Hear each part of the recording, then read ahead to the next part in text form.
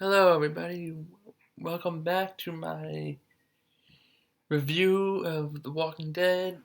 This is for Season 7, Episode 13. This one is titled Bury Me Here. Alright, this one was a pretty action-packed episode. A lot of stuff went down. A lot of developments, a lot of craziness all over the place. So let's just start with the beginning. I'll go over the highlights. I'll go over the big things that happened because there were a lot of them. But we are going to start with the intro. They're getting stuff ready for the Saviors. And what's the significance of that one melon, one cantaloupe? And whose blood was that? Now, in the context of the episode, that shot out of order because obviously, because of what happens in the episode, you know that is the one melon that they have to go back to the kingdom and they have to bring it back to the Saviors. That was not the original offering. That's why I was confused at first. They're just loading up one melon. Are they purposely trying to piss off the Saviors? Like, what? What's the deal with that? And then they go into current time. They're getting ready to go. Jerry's eating the cobbler. Jerry? Leave the cobbler. He's like, what? Why? Jerry! I can't with Jerry sometimes. He's just one of my new favorite characters because he's just so funny. Deuces. I can't. That might just be my outro from now on. I can't with Jerry. So we have that. We have Carol going to the kingdom looking for Morgan with the street sign. Carol's on the tree with the street sign and just basically letting the walkers come to her. I mean, she missed the first one. She didn't kill it. So later on, spoiler alert, Richard did. So she goes to the kingdom to ask Morgan about what happened with Alexandria, what happened with Negan and the Saviors, like what really happened. She wants to hear it from Morgan because the two of them have kind of a trust now. They had a lot of history in season 6, but seems like they overcame that quite a bit. Morgan doesn't tell her. He says you should probably find out from Daryl. He's questioning why she abandoned her solitude.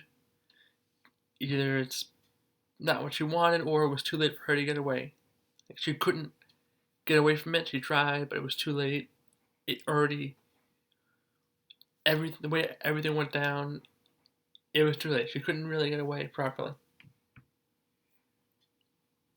Richard talks to Morgan, apologizing for how the way things have been between them, but then he says, "You're gonna have to kill at some point." You can't avoid killing in this world. You cannot avoid violence. The Saviors, they will turn on us eventually. Honestly, there is only so far you can go with this mantra that Morgan has adopted since he's returned to the show. You cannot just not kill people.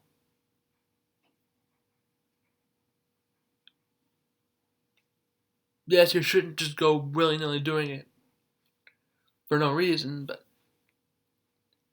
if somebody's coming trying to kill you, you have every right to defend yourself with any means necessary in this world. The Saviors aren't going to just spare your life the way you would. So to some extent, I agree with Richard. I like him as a character. I like a lot. He's the only person in the kingdom who realizes the gravity of the situation, realizes gonna have to happen when it comes to the Saviors. I don't agree with his methods of going about it, sacrificing Carol to get the king to get Ezekiel to fight. I don't agree with that, but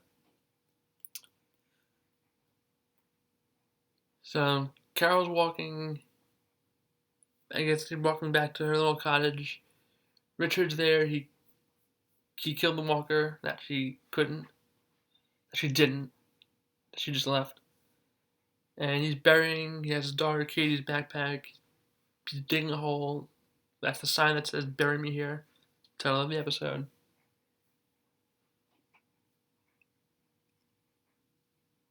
And then when it's time to bring the offering to the Saviors, they come across a roadblock of shopping carts in the road.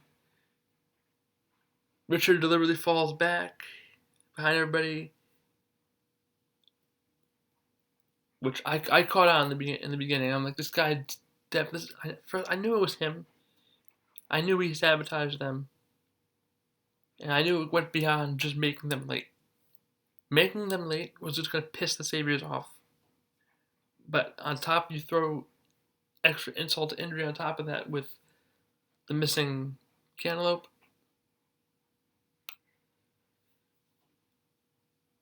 And they find the little grave. Ezekiel's talking about how the world makes people insane, all that. So this roadblock causes them to be late. They're short a melon. So Gavin takes their guns, explaining that you don't. It's about to get emotional, and you people have clearly shown that you don't do well with emotional. Clearly, Richard doesn't have his gun. He's the only one who didn't draw a gun on the Saviors. But they give up their guns, and Gavin orders the men to shoot.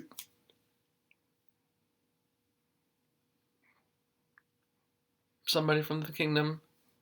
Looks like it's going to be Richard. He's pointing his gun at Richard. Richard's basically do it. He wanted it to be him. It was supposed to be him. The Savior said it would be him next. He would be the next to go, if anything. But he abruptly turns and shoots Ben in the leg, and he eventually dies. Which obviously was not the plan, because later on, when the Saviors find out that Ben didn't make it, Gavin orders I forget his name. They keep saying it, but I keep forgetting it. I really only care about Gavin because he's the commander of that group. He seems to be a very reasonable commander. Because as soon as they find out that the kid died, he sends the guy away who shot him. Like, if you give me a look or say anything, I will shoot you. So, because that wasn't the plan. That clearly was not the plan to kill the kid. Don't know why the Savior didn't just shoot Richard, but maybe the same reason why Negan killed Glenn instead of Daryl. So Daryl can suffer for what he did. If he kills Daryl, that just doesn't teach the same lesson. So we have that. They take him back to the Carol's cottage. He bleeds out. He dies. Morgan loses it. He's seeing clear. He's seeing Dwayne. He's seeing the flashes, which I thought was great. He sees the flashback. We have flashbacks to Clear. He's starting to lose it a little bit. He's angry because Ben, he saw as pure, innocent. He kicked the bucket, and sure enough, there's the cantaloupe. So he figures it out. He realizes that Richard was behind everybody when they were at the roadblock. He used that to slip the cantaloupe underneath the bucket. He planned to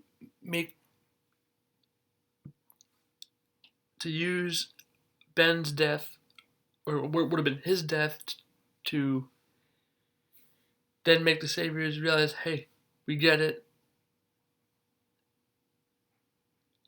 His initial plan, I think, was to have his death be Ezekiel's motivation to fight the Saviors, but then he was going to use Ben's death to make the Saviors believe that the kingdom understands it. They'd bring the other Melon, hey, we get it.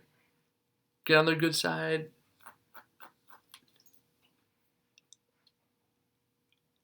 And then, once they're back on their good graces again, they take him out.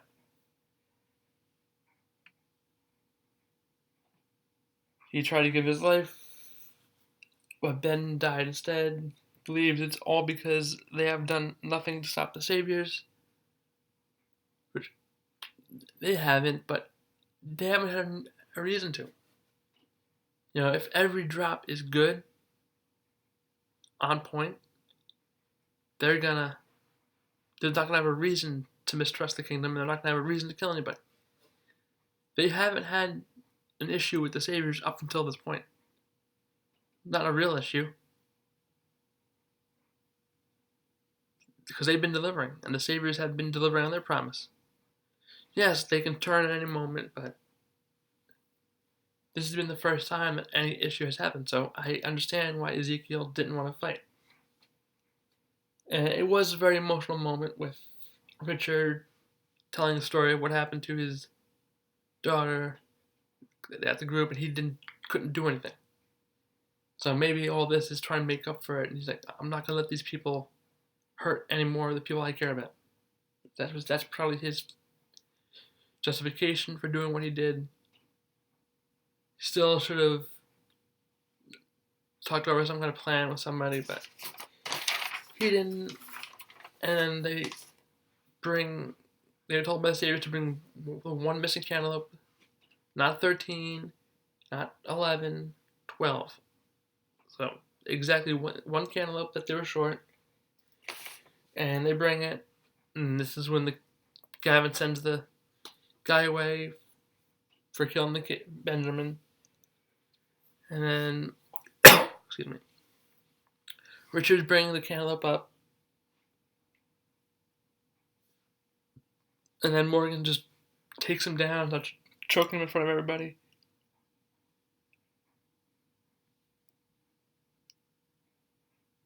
So he's carrying out Richard's plan. So I had to read my notes for a second. He's carrying out Richard's plan. When Richard wouldn't admit to sabotaging the kingdom, he asked, did you tell Ezekiel? And Richard was just redirecting, saying, now's not the time. So Morgan kills him and says that, chokes him to death, and it basically says what Richard did. That he sabotaged it, and then was like, we get it, we understand. And that shows that to the Saviors that they didn't do it deliberately. It was Richard sabotaged them on purpose. So this kind of restores the good faith that the Saviors have in the kingdom, and this allows him to carry on with Richard's plan. And Morgan refuses to go back with them. He buries Richard in the spot where he had the sign, bury me here. He finds Carol, and he tells her the truth about Glenn, Abraham, Spencer, and Olivia. Because that was the time. She needed to hear it. Daryl was right in keeping it from her because she wasn't ready at that point. She couldn't handle it. Now was the right time to tell her. So she finally knows what really happened. And Morgan's out on a killing spree. He's going to kill them all. And then Carol echoed King Ezekiel's words to her when she says to Morgan, you can go and not go. And he stays at the cottage. He's sharpening his stick. It appears that somebody might be watching him. Or maybe he's just hearing things. I do want to backtrack because I made a side note. The whole crops infested with weevils, that whole bit, I thought that was funny. I'm going to go. I think I just pissed my pants. I thought that was hilarious because Shiva, and it was like, nonsense, Shiva likes you. I thought that was funny. So they had to burn all the crops. to prevent it from the weevils and everything from spreading. So that was a tough loss for them. Carol does go to Ezekiel and says it's time to fight, and and he's like, yes, but not now. So they're gonna fight. Hey, my Walker Carol of the week is Carol's road sign walkers. I thought that was funny. Basically, let them walk right into the sign. Hilarious. My top 5 moments. I have to. Number 5 is Morgan telling Carol the truth about who Negan killed. 4 is the whole thing with Ben. 3 is the Kingdom deciding to fight. 2, Morgan killing Richard. And 1, Morgan discovering Richard's plan and confronting him about it. I think that's going to wrap it up this video. I'm going to give this episode a 10 out of 10. One of the best since the mid-season break. And next week just looks like it's going to be even more insane. So I thoroughly enjoyed this one. I hope you guys and gals did too. I will have these videos up shortly, and then shortly after this, I will have my predictions video up for episode 14. Can't believe we only have 3 episodes left this season.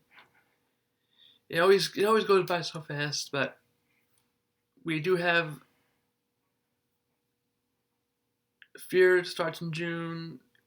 Talking with Chris Hardwick starts in April. So we're gonna have Chris Hardwick. He's gonna talk about all the different pop culture, movies, shows, things of that nature. So I'm excited about that. And yep, that's gonna do it. So I hope everybody enjoyed this video. Like, subscribe, favorite, message me, comment, and I will see you for my predictions video for episode 14. Deuces.